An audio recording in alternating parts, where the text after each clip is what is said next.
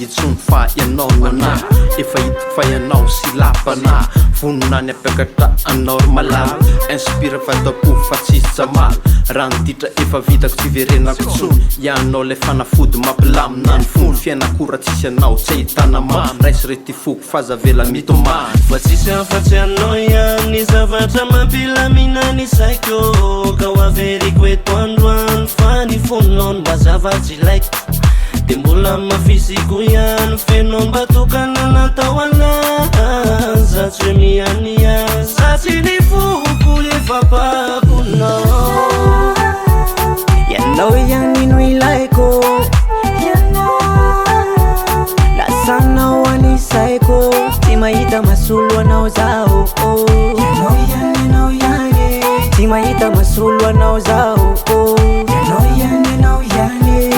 nizanizana mitamby za tsy mily zany nizanizana misafony ana efianao ihany Angelina Jolie, Beyoncé, Shakira azatsina ai fianao natokanao ana tantara vo iforona hoy andinikara tantara efa nisy kosa nao tsy mety kara vafana hosolona tena makarary fora ho ampina anakiray mety ampivadika any lo fa tsisy afatsy anao ihany zavatra mampilamina ny saiko ka ho averiko eto androany fa ny fononao no mba zavatsy ilaiko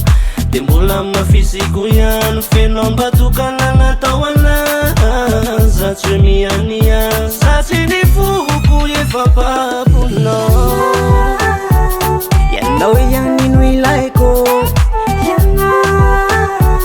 lasanao anisaiko tsy mahita masolo anao zaho tsy mahita masolo anao zaho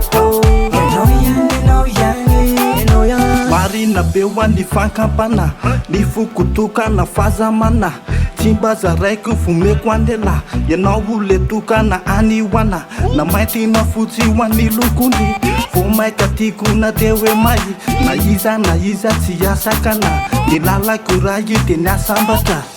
ampafatariko anazy fa mifokotokana tsy afaky partage fa natokako azy reriany ka tsy mety rasy ambaniny tsy voaosongosona fa zasisy efa natambatra iray ka tsoravanizanizy lay fifamatoranay fitiavana matotry io aroa mandrakizay fa zaly amboara amin'ny fonao mifampizara zavatsosa sanao ka oreareatsika zany